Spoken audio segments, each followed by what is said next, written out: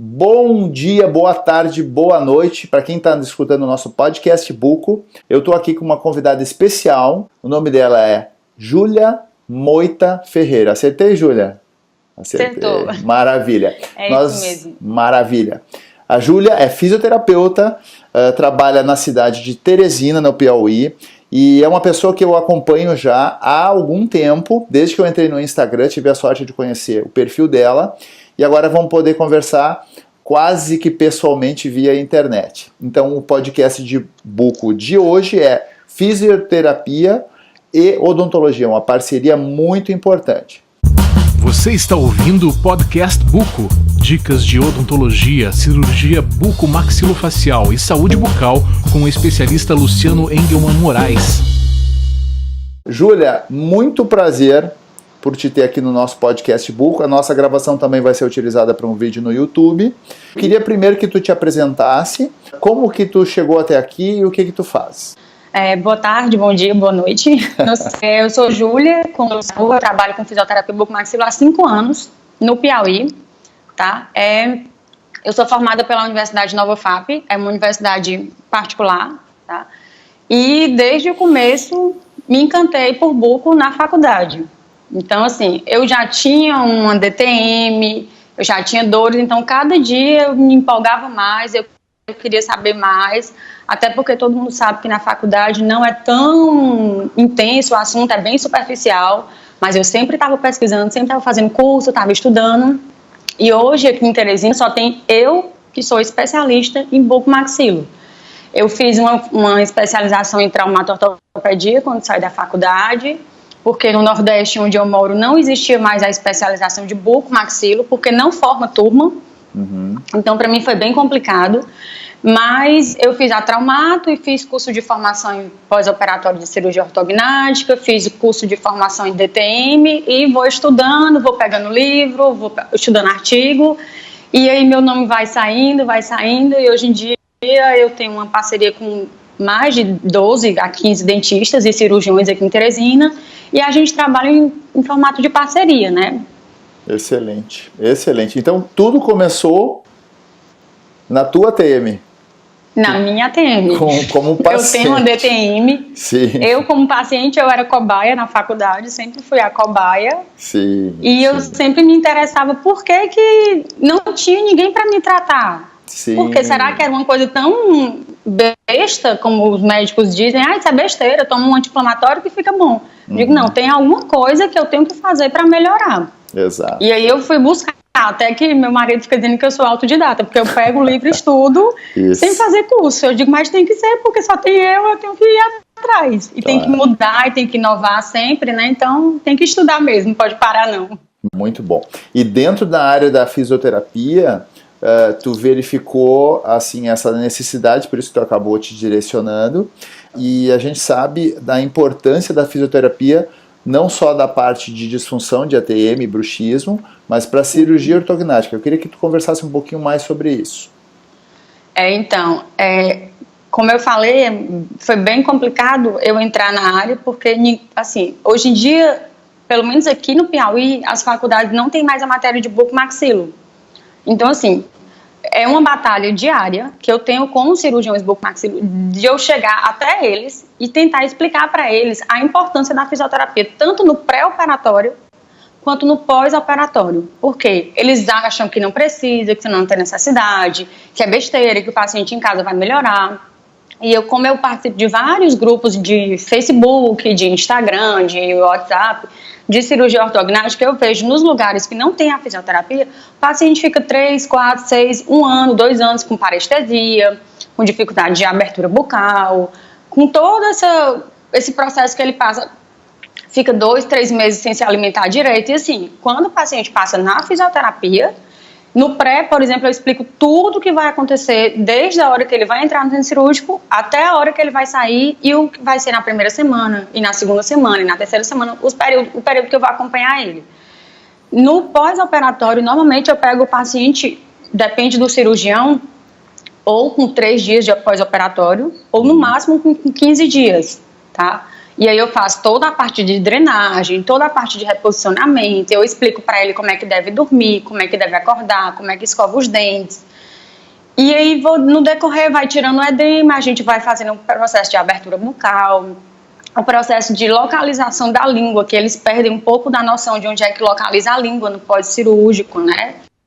Porque como passou muito tempo numa posição, quando mexe na estrutura óssea, muda a posição de tudo, muda a posição dos dentes, muda a posição da língua, e eles perdem a noção disso.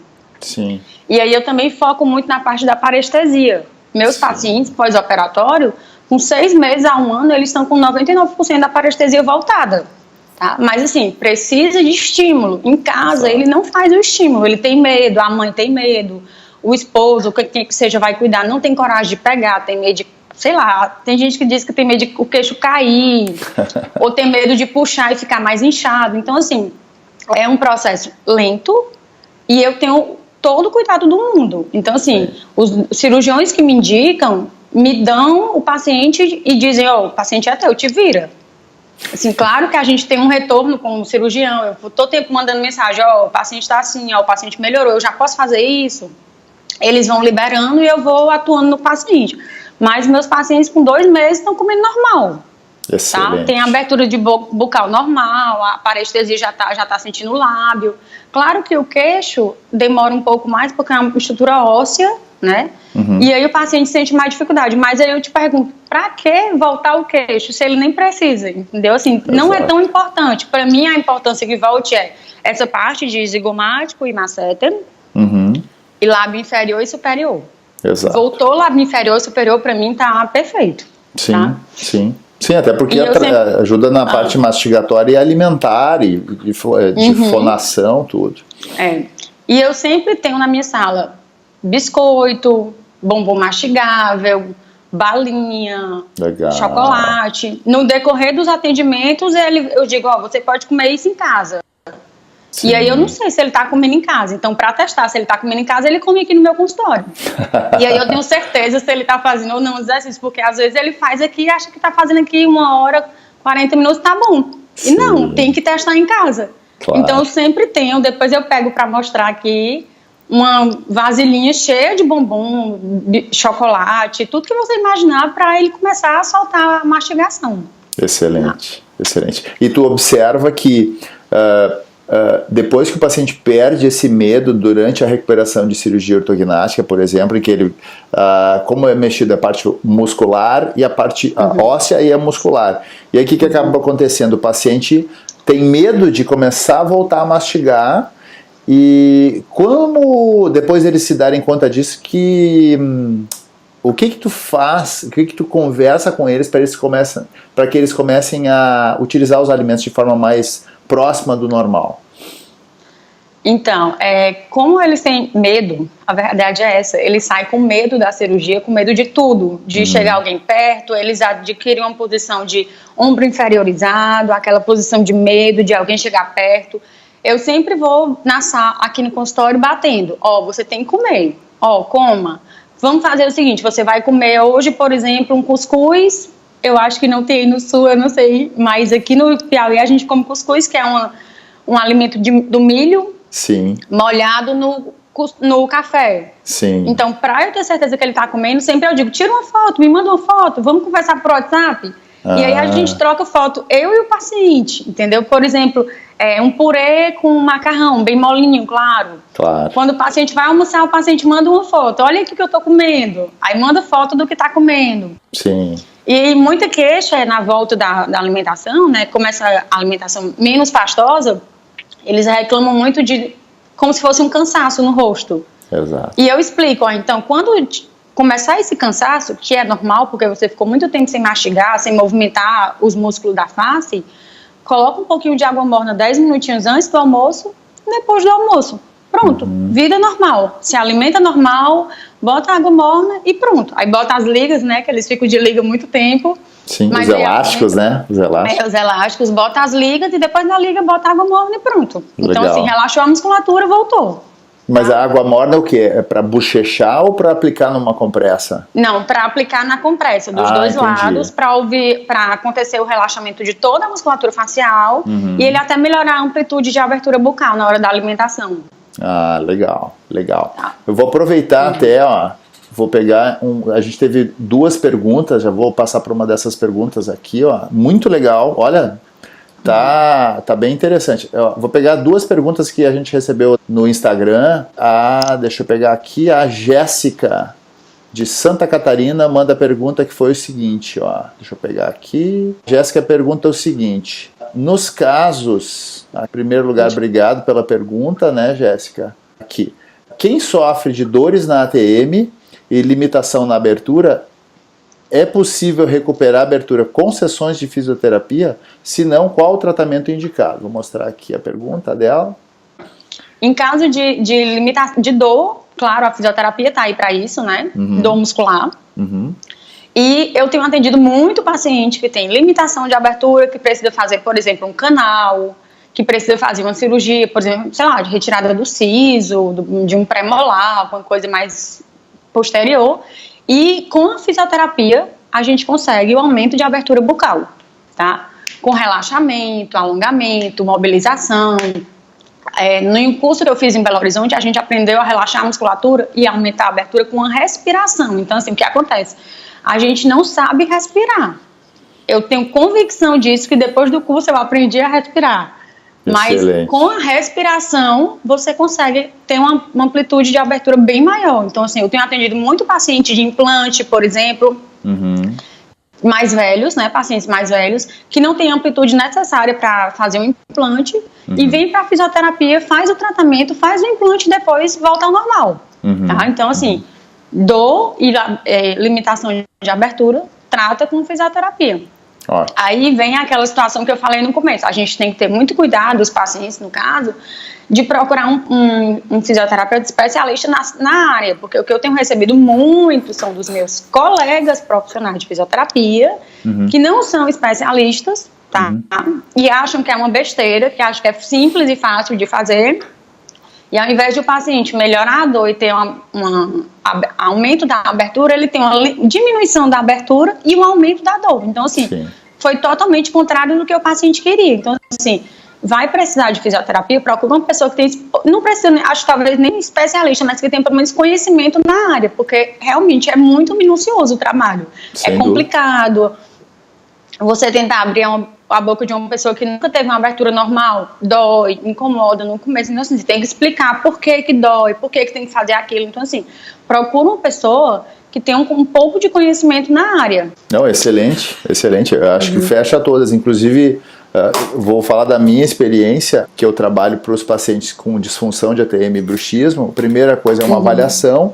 A gente faz uma avaliação um pouco mais direcionada na parte odontológica, mas eu sempre trabalho em parceria com um fisioterapeuta. Eu até dividi de uma forma mais didática para os pacientes em 2 fases. Então, o paciente chega para fazer uma avaliação, às vezes passou por vários profissionais, e aí eu trabalho a parte de conscientização, ou seja, se dá conta do problema, aonde está o problema das questões musculares e posturais, dou algumas orientações e 2 semanas depois ele volta seguindo as orientações e aí ele passa para fazer a avaliação e acompanhamento com o fisioterapeuta e comigo. Então o que acontece? Os resultados chegam muito mais rápido. Por quê? Por causa dessa etiologia ou causa muito relacionada com a parte muscular e postural, né, Júlia? E, pô, sem fisioterapia não dá para trabalhar. Eu já trabalho há 21 anos com isso e graças a Deus agora eu consegui trabalhar assim em parceria na questão de sentar e dizer, olha, vamos trabalhar junto, vamos trabalhar, focar as áreas de melhor resultado que cada um conhece, e fisioterapeuta para mim é uma área muito, muito importante. Inclusive eu até vi que tu tem conhecimento em parte até de algumas coisas da fonoaudiologia, por ter esse expertise já desde a faculdade do movimento, né, da cinese. Do movimento, Exato. Sempre a gente está tentando aprofundar um pouquinho mais. Eu tenho amigas que são fono, a gente conversa, a gente tem um grupo de algumas fonos com fisioterapeuta, e a gente sempre está tentando bater naquela tecla, tem que ser, tem que testar, tem que fazer tudo para a melhoria do paciente, né? Sem dúvida. Tudo para melhorar o pós-operatório, melhorar a dor. Às vezes o paciente tem uma limitação de abertura porque não tem um movimento certo da língua, por exemplo. E exercício na língua, exercício na língua, exercício na língua.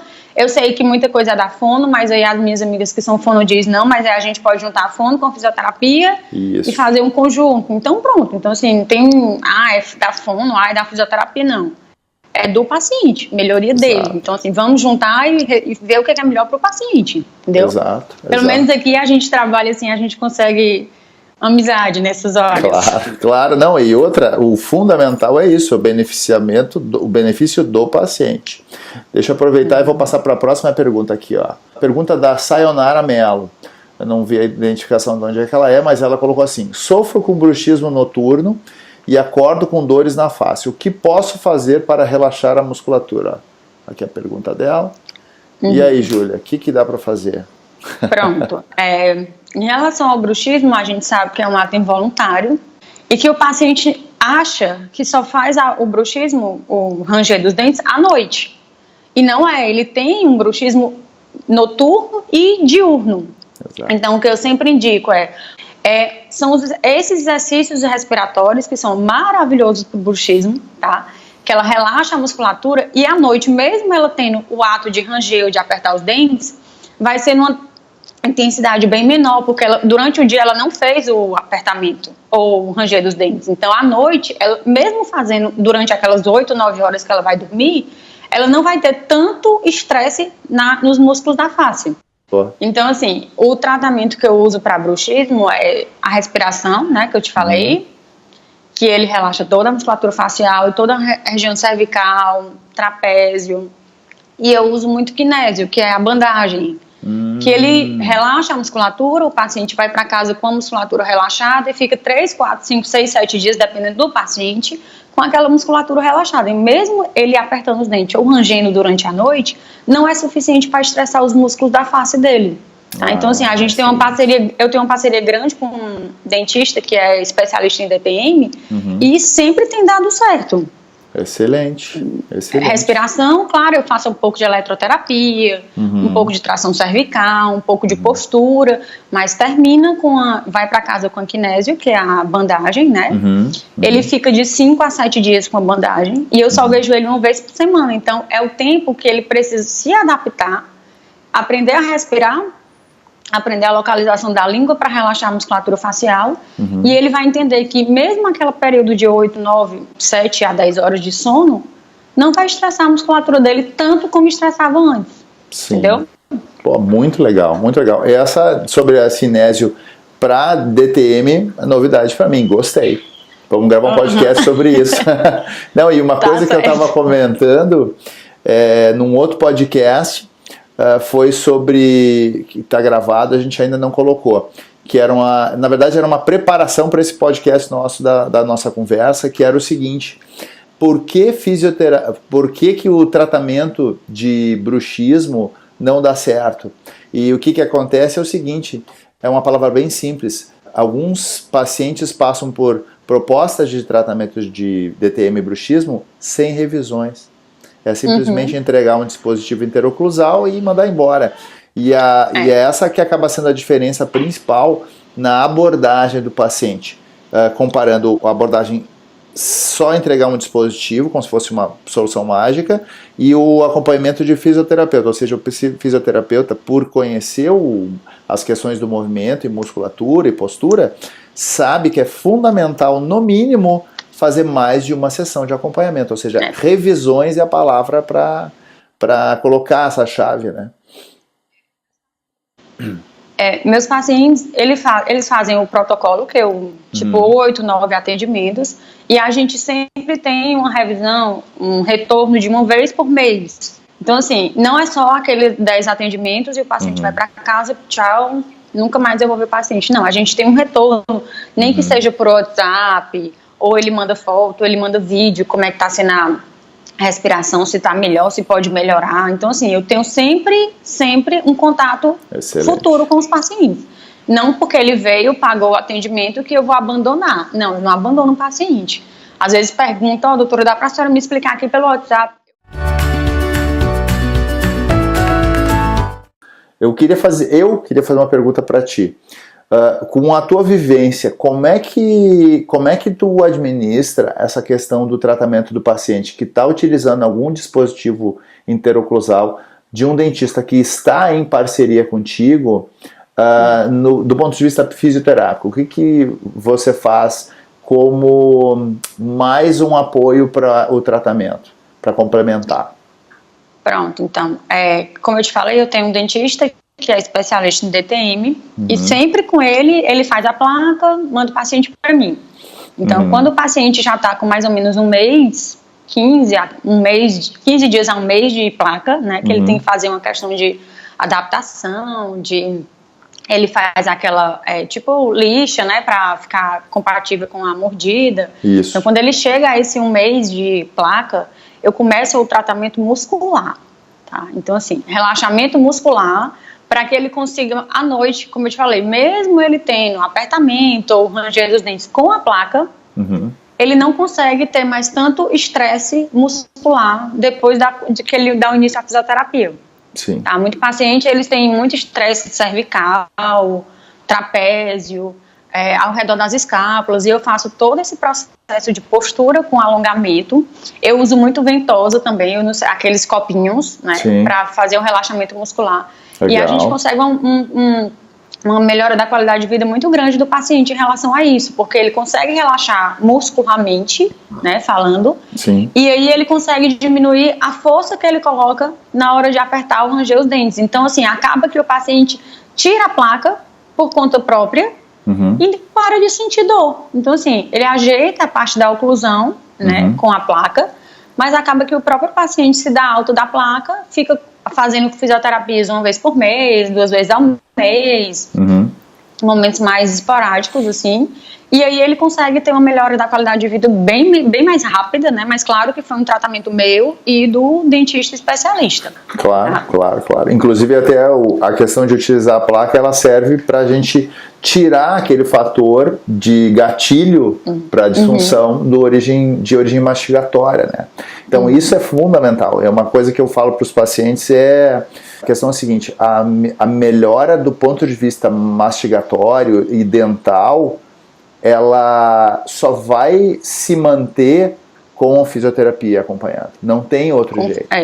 Porque se for só fisioterapia ou só dentista, o paciente é integrado, ele tem as duas coisas que se equilibram e se atrapalham, né? Ou seja, tem que ajudar o outro. Ajudar o outro. Exato. Tem que haver uma parceria tipo o ortodontista e o cirurgião ortognático. Exato. Se eles não se entenderem, o paciente fica jogado para um lado e para o outro, jogado para um lado e para o outro. Exato. Nem faz a cirurgia, se fizer a cirurgia não tira o aparelho. Então, assim, tudo a gente faz em forma de parceria. Eu trabalho com esses cirurgiões dentistas e trabalho numa clínica que são 8 dentistas de todas as especialidades que você imaginar. E só eu de fisioterapeuta. Então, assim, a gente tem grupo de reunião, a gente tem WhatsApp, que sempre está em contato. Às vezes eu tenho dificuldade, eu mando pro grupo, a gente discute. Então, assim, sempre em formato de parceria, né? Não dá para trabalhar sozinho. Sim, sem dúvida. Então, Júlia, olha, eu por mim ficava 1 hora conversando contigo porque tem muito conhecimento. Tô bem contente desse podcast. Já está convidada para outros. Por essas conversas que nós tivemos, eu certamente, quando eu colocar vídeo no YouTube, vai ter perguntas nos comentários. Então eu gostaria de já deixar programado para, num próximo podcast e vídeo, a gente responder essas outras perguntas. Daqui a pouco até vira uma coluna do Podcast Book. De tempos em tempos aparece a nossa amiga Júlia. Tá certo, Ferreira. A gente combina. Então tá, eu queria que tu deixasse, queria te deixar à vontade para deixar as considerações finais. E eu tenho mais uma coisa que eu queria perguntar para ti. Tu, como fisioterapeuta, tu acabou sendo autodidata. O que tu aconselharia com a tua vivência para um dentista que está para se formar e que gosta da área e um fisioterapeuta que está para se formar que gosta da área? O que tu sugeriria fazer?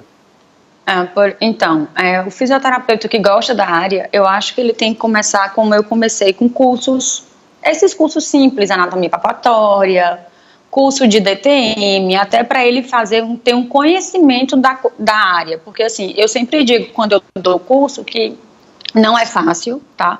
é bem complexo você diagnosticar uma DTM, tá? Eu não diagnostico a DTM em si. O paciente tem DTM, mas eu diagnostico que ele tem dificuldade de abertura, que ele tem dor. Então, assim, como eu já tenho muito tempo na área, eu já consigo diagnosticar, às vezes eu mando pro dentista só para confirmar, tá?